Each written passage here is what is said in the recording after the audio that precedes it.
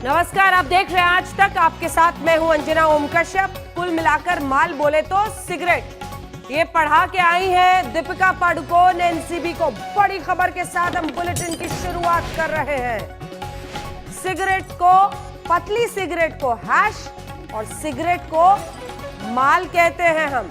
ये दीपिका पादुकोण ने एनसीबी को बताया है। एक्सक्लूसिव जानकारी आप सिर्फ आज तक पर देख रहे हैं। ड्रग्स चैट में माल को बताया कोड लैंग्वेज। माल माने सिगरेट, हैश माने पतली सिगरेट।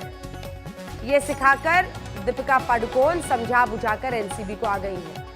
अब समझना मुश्किल नहीं है कि राकेश अस्थाना क्यों पहुंच गए मुंबई और समझाने लगे अपनी अधिकारियों को कि पहले जानकारी इकट्ठा कीजिए, सबूत इकट्ठा कीजिए, फिर किसी को बुलाइए जांच के लिए।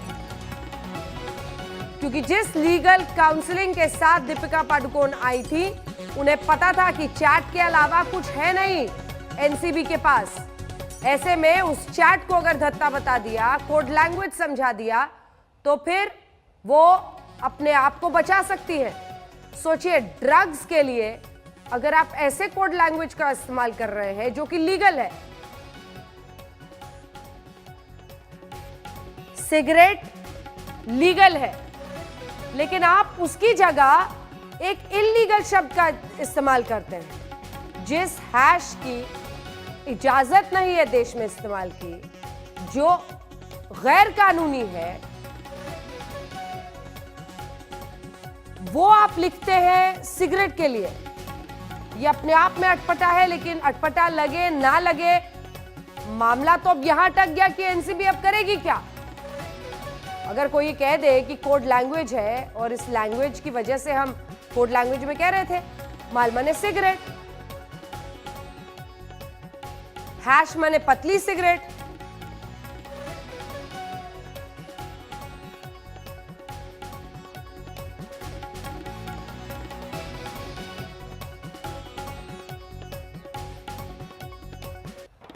तीन बड़ी बातें इसमें खुलकर सामने आती हैं। एक तो यह कि दीपिका पादुकोण अच्छी तरह से ये जानती थी कि उनके बारे में सिर्फ ये व्हाट्सएप चैट है जिसकी बिना पर उनको घेरा जा रहा है। नंबर दो, वो ये अच्छी तरह से समझती थी कि अगर इस चैट को हमने धत्ता बता दिया तो फिर बच निकलना बहुत आसान हो जाएगा, और वही किया। तैयारी पूरी थी, माल को सिगरेट बता दिया। सिगरेट लिखने में कुछ भी गैर कानूनी नहीं है। हैश जो कि गैर कानूनी है, उसकी जगह आप सिगरेट की जगह हैश लिख रहे थे। ये कौन मानेगा। आइए आपको सीधे लिए चलते हैं। तंसीम हैदर हमारे सहयोगी हमारे साथ जुड़ रहे हैं, दिवेश सिंह हमारे साथ जुड़ रहे हैं, शम्स ताहिर खान जुड़ रहे हैं। शम्स, अब यही पूछा जाएगा कि सिगरेट लिखना था। सिगरेट तो बहुत ही अलाउड चीज है, लेकिन आप उसके लिए सोच समझकर हैश जैसे शब्द लिख रहे थे। लेकिन इतना तय है कि अब एनसीबी ही बैकफुट पर है। आपके ग्राउंड वर्क में कमी थी, उनके होमवर्क में कमी नहीं थी। लीगल काउंसलिंग पूरी लेकर आए थे। देखिए अंजना, ये पहली बार मैंने भी ऐसे कोडवर्ड सुने कि माल means cigarette and hash means type of cigarettes. क्योंकि सिगरेट बहुत अलग अलग ब्रांड के आते हैं, दर्जनों ऐसे अलग अलग कंपनी के सिगरेट्स होते हैं, लेकिन ये पहली बार है कि इस तरीके की चीजें यूज होनी। अब हैश सिगरेट के लिए, बीट सिगरेट के लिए, लेकिन फर्क ये है कि एक मोटी सिगरेट, एक पतली सिगरेट। चूंकि ड्रग्स चैट सामने था और दीपिका पादुकोण और करिश्मा दोनों को मालूम था कि पूछताछ क्या होनी है, क्योंकि इस ड्रग चैट्स के अलावा 2017 के एनसीबी के पास और कोई इसको सपोर्टिंग एविडेंस नहीं था या सर्कमस्टांशियल एविडेंस नहीं था। तो वो पूरी तरह से डिपेंडेंट थे इस चैट के ऊपर, और इस चैट के ऊपर ही सवाल होने थे। दीपिका को भी पता था। तो यहाँ पे काम किया वो जो ज़हीन लोग हैं, जो लीगल एक्सपर्ट्स हैं, कि क्या सवाल हो सकते हैं, क्योंकि सारी चीजें यही हैं। तो इसी चैट के इर्द गिर्द सवाल होगा, तो उसी के लिए फिर जवाब तैयार होता है। और जवाब किस तरीके से तैयार होता है कि भैया माल कहाँ है ये तो बताइए। तो कहती है माल हम सिगरेट को कहते हैं। तो फिर हैश क्यों यूज कर रही है। तो ये टाइप ऑफ सिगरेट्स है, एक पतली है, एक मोटी है। हम लोग अलग अलग सिगरेट्स पीते हैं, अलग अलग मौके पे, अलग अलग ओकेजन पे। तो ये सारी चीजें हैं। तो पूरी तैयारी थी, क्योंकि करिश्मा भी सामने बैठी है। करिश्मा से ये तक होता है कि दो सिगरेट सामने रखे जाते हैं, एक पतली और मोटी कहा जाता है। आप बताइए, ताकि दीपिका पादुकोण को उस बयान को टटोला जा सके। पर वो भी वही चुनती हैं, पतली सिगरेट को हैश चुनती हैं, मोटी को बीट बताती हैं, कागज पे लिख के देती हैं। तो दोनों के बयान एक जैसे, दोनों की सिगरेट को चुनना एक जैसा, दोनों के कोड वर्ड एक जैसे।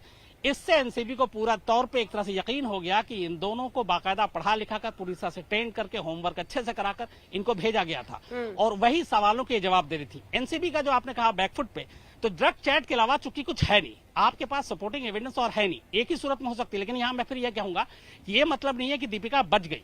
अगर ये कड़ी जुड़ती है कहीं पेडलर, ड्रग्स माफिया और उनके जरिए, और ये होता है कि एक तार जाकर जुड़ता है करिश्मा या दीपिका से या उस लड़के अमित से, तो मुश्किल आ सकती है। हालांकि मैंने ये भी पूछा जो अमित का नाम आ रहा था चैट में, उसका क्या होगा। तो जो एनसीबी ऑफिशियल उनका ये कहना था बड़े हंसकर कि वो भी आके यही कहेगा कि माल सिगरेट है और इससे ज्यादा क्या कहेगा, और हमारे पास अभी कुछ है नहीं, तो इसलिए पहले हम अपना होमवर्क और कर लें, हम पहले ऐसे कड़ियों तक पहुंचे और फिर करेंगे। और यहाँ एक दूसरी इंपॉर्टेंट चीज आपको बताता हूं अंजना, कि कहां पे गलती की, यहां पे सिर्फ बैकफुट नहीं बल्कि एनसीबी की टीम ने एक बहुत बड़ी गलती की। श्रद्धा और सारा के शनिवार को उन्होंने पूछताछ के बाद मोबाइल अपने कब्जे में ले लिया। कब्जे में लेने से पहले आपको एक सीजर पे साइन कराना पड़ता है कि हाँ ये मोबाइल आपका, हम रख रहे हैं इतने तारीख को इतने बजे। एनसीबी की टीम वो दस्तखत कराना ही भूल गई सीजर पे, दोनों को भेज दिया, मोबाइल रख लिया। 2 दिन बाद उन्हें याद आया, आज दोपहर को एनसीबी मुंबई की टीम सारा और श्रद्धा के घर जाती है और कहती है कि हमसे गलती हो गई, ये पेपर है, आपका मोबाइल हमारे पास, आप इस पर दस्तखत कर दीजिए। अब कोर्ट में इसका एडवांटेज ये होगा कि दोनों कह सकती हैं कि 2 दिन बिना गैर कानूनी तरीके से मोबाइल रखा हुआ था, अब इसमें कोई भी ये डेटा डाल दें, कोई व्हाट्सअप कर दें या कोई चैट कर दें बैक डेट पे, तो हम कहां से जिम्मेदार हैं। और यहां पे केस एनसीबी के लिए कमजोर हो जाएगा। अंजना, ये आपने बड़ी इंटरेस्टिंग बात बताई है। स्टार का असर तो नहीं हो रहा था ये, तंसीम हैदर, जो बड़े बड़े स्टार्स बुला रहे थे। अब सवाल यह है कि चाहे कितना भी बेतुका लगे कि आप हैश और माल जैसे शब्द जो कि ड्रग्स के लिए इस्तेमाल होते हैं, ड्रग्स का नाम जो कि इलीगल है, वो शब्द आप इस्तेमाल कर रहे थे लीगली मिलने वाले सिगरेट्स के लिए, जितना भी बेतुका लगे, लेकिन अगर आपके पास सिर्फ चैट के तौर पर ही सबूत था इन हीरोइंस को घेरने के लिए, तो उसका उन्होंने लीगल माइंड अच्छे से अच्छा लगाकर पूरा फायदा उठा लिया। हालांकि क्लीन चिट नहीं है, लेकिन यहां से अपहिल टास्क है ये एनसीबी के लिए। तंसीम हैदर जी, देखिए अंजना, एक चीज़ मैं आपको बता दूं, थोड़ा सा पीछे जाना पड़ेगा। जब रिया की गिरफ्तारी हुई तो रिया ने अपनी पूछताछ में लगातार ये कहती रही कि मैं ड्रग्स नहीं लेती हूँ, मैंने सुशांत के लिए ड्रग्स प्रोक्योर किया, और यही वजह थी कि यही वजह उसकी गिरफ्तारी की वजह बनी थी कि उसका एक्सेप्ट करना कि मैंने ड्रग्स रखा था अपने पास, लिया नहीं था। वो ऐसा केस था, वहाँ से इनके वकील, जितने काउंसिल थे, जितनी भी इनकी टीम थी, इन लोगों ने इस बात को स्टडी किया कि आखिर किस तरह के सवाल पूछे जा रहे हैं, क्या क्या एविडेंस कलेक्ट किए जा रहे हैं।